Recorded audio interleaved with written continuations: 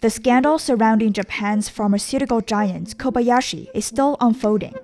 So far, more than 100 deaths need to be investigated in connection with the consumption of its supplements with red yeast rice, or beni-koji. Japan's health ministry and local authorities have inspected the Osaka factory of Kobayashi Pharmaceutical following reports of deaths and hospitalizations possibly linked to one of its supplements. The Osaka-based drug maker has acknowledged delays in alerting consumers to potential risks and recalling their products.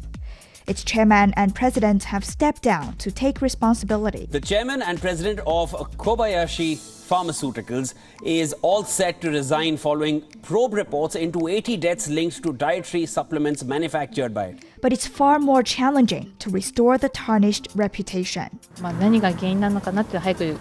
Hope the reasons behind this matter can be found out as soon as possible. As we are uncertain about ingredients in such health supplements, I will not consider taking them in the future.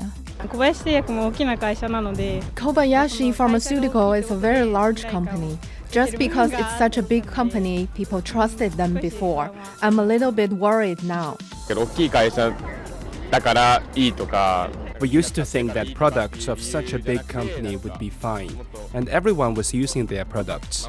But in reality, this cannot be the reason for us to buy health supplements. First and foremost, supplements should be beneficial to our health. This week, China Media Group's Tokyo correspondent Xin Lei joins us on Deep Dive to explore the reasons behind Kobayashi's scandal, as well as the crisis of confidence in Japan's manufacturing. I'm Do Hongyu.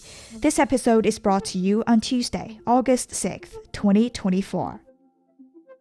Xin Lei, at the center of the scandal is a dietary supplement, beni-koji.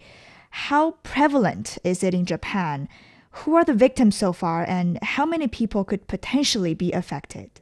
Well, before the Kobayashi company scandal, most people in Japan were not really familiar with beni-koji. For the average consumer like me, it was almost unknown. However, beni-koji is actually widely used in food and health products. It's made by catching molasses mold on grains like rice and has long been used as food coloring.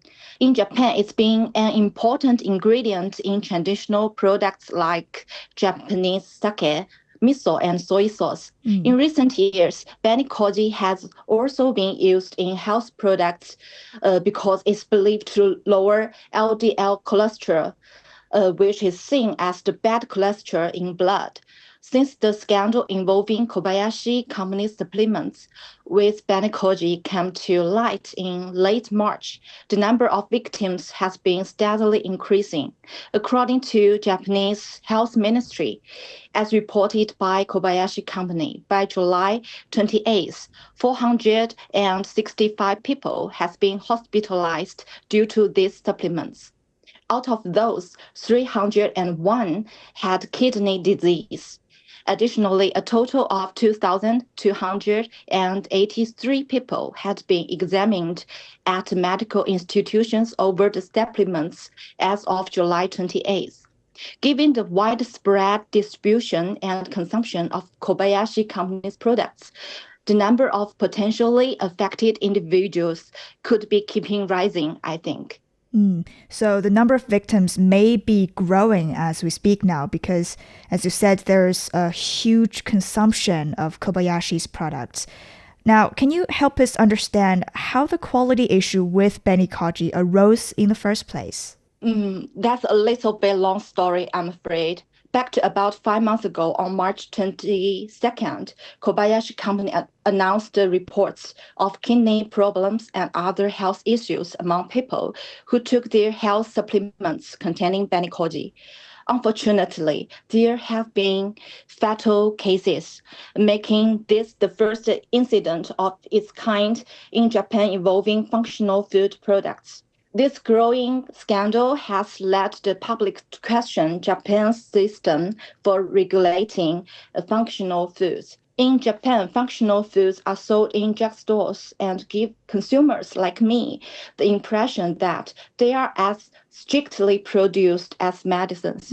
However, the Kobayashi scandal has revealed that those so-called health-improving products might not even meet the production standards of regular foods. Some of the supplement ingredients were found to contain puperylic acid, an intended ingredient produced by blue mold. Japan's Ministry of Health has confirmed that the puperylic acid can cause kidney disease. And blue mold was found in cultivation chambers and tanks at Kobayashi's factories in Osaka and Wakayama prefectures. However, the full extent of harm caused by blue mold is still being investigated. Actually, the case occurred during the production of health supplements has shaken public confidence. Since April, Kobayashi Company has been working with a panel of 3 external lawyers to investigate their response to the scandal. The company released a report in late July. According to the report, the panel found that the factories making these supplements were consistently understaffed and quality control was largely left to plant officials. Some workers told investigators that when they reported finding blue mold in the tanks where beni-koji was cultured, the quality control officer told them it was okay to mix in some blue mold with the beni-koji. This kind of response has only added to public anxiety, I think, because it shows that Kobayashi Company was aware of the safety risks, but chose to ignore them before their beni-koji products caused harm to consumers. Yes, and that's indeed very scary to the public. And then what's Kobayashi's solution to deal with the problematic products and compensate the victims? Well, Kobayashi, the company at the center of scandal, has announced a comprehensive plan to address the issue, which includes recalling affected products, strengthening quality controls, compensating victims, and also public apology and transparency. However, after receiving reports of health hazard, the company's response was riddled with problems. The Japanese public's first complaint was that Kobayashi Company was too slow in its response. The company explained that it took time to investigate the cases, but more than 2 months has passed since they first became aware of the health damage cases in mid-January before they reported the issue to the national government. By the end of June, Kobayashi Company reported that it is investigating 76 additional death cases linked to the consumption of its beni-koji supplement. Initially, the company only reported 5 fatalities. Furthermore, when the national government tried to confirm if there were any updates on the deaths, Kobayashi once responded that there were no updates. Since the first suspected death was reported in March, the Japanese government has been unhappy with how slow the company has been in releasing information. So action has been taken, though not as fast as expected, and there was a lack of transparency from the company. How popular is this brand, Kobayashi, and is it the first time this company has been involved in a quality scandal? Kobayashi actually has a long history of over 100 years, and it is a well-known brand in Japan, especially in the OTC drugs, supplements, food, and beverage industries. The company is popular for its long history and high-quality traditional products. Kobayashi's bandages and nutritional supplements are very common in Japan. If you go to any drugstore in Japan, it is hard not to find a Kobayashi product, I'm afraid. But this is not the first time the company has faced quality issues. There have been minor quality control problems before, but none as serious or widespread as the current beni-koji supplement scandal. And what other products does the company produce? And have they also been impacted by this scandal? Actually, Kobayashi produces a range of other products, including various types of OTC drugs, supplements, and beverages.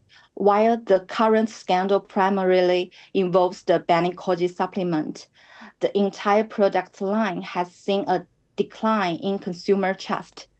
In April, sales of some Kobayashi products plummeted by 30% to 40% year on year. The beni-koji supplement was also sold in international markets outside Japan, causing many foreign consumers to distrust both the Kobayashi brand and Japanese functional medicine brands in general. Kobayashi Company, in my opinion, will need time to regain consumer trust and restore its brand reputation. 30 to 40% of decrease, that's huge. But how did such a catastrophic problem occur within a century-old company? And in hindsight, what measures could have been taken to prevent this issue?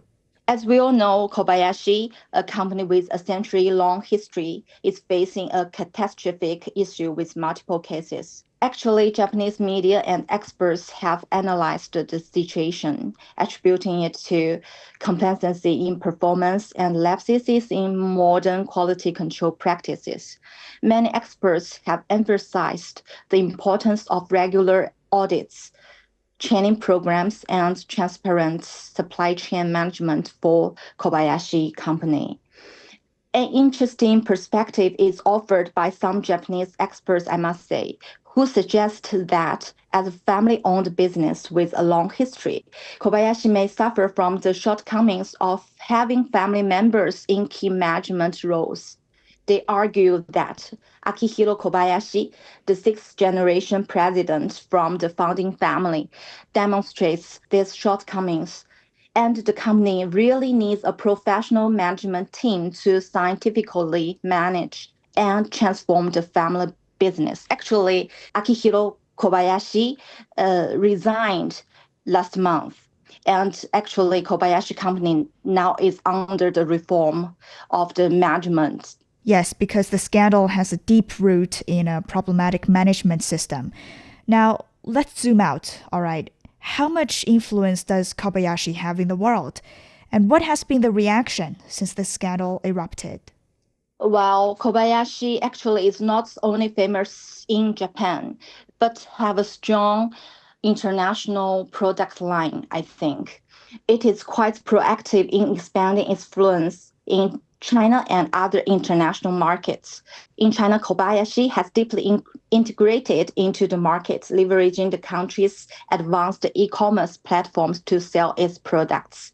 They have also collaborated with influencers to promote their brand.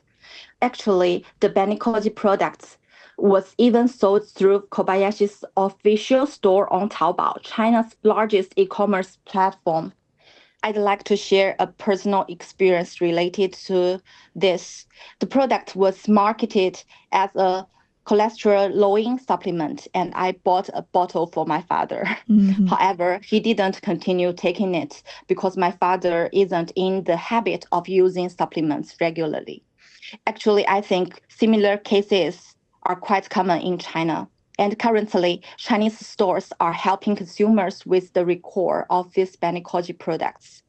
Beyond China, Kobayashi has also expanded into other Asian markets. However, the company's reputation and market influence have faced challenges following the recent scandal. The scandal has affected consumer trust and market performance, leading to mixed reaction.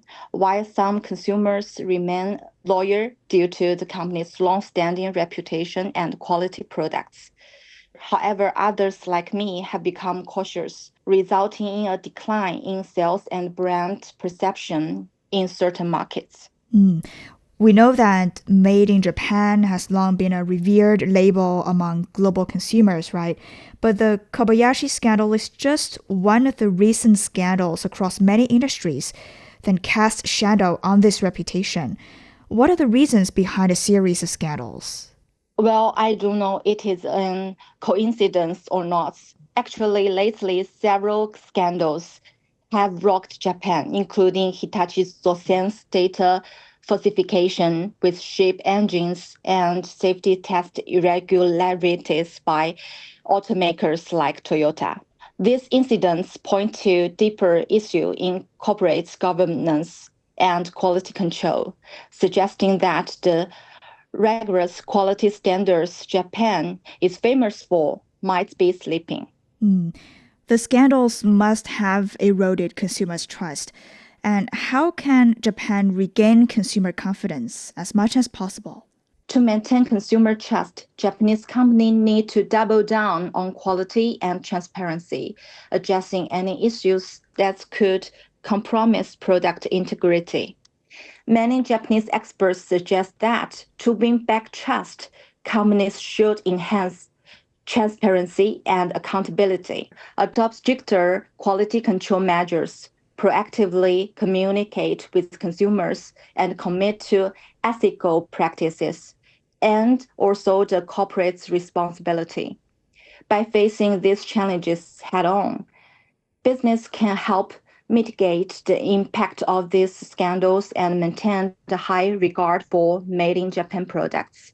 However, I must say, as an old Chinese saying goes, a person without trust cannot stand, a business without trust cannot flourish, and a country without trust will decline. A company damages its reputation by harming consumer health. I think it takes several times, even hundreds of times, the effort to restore the trust again.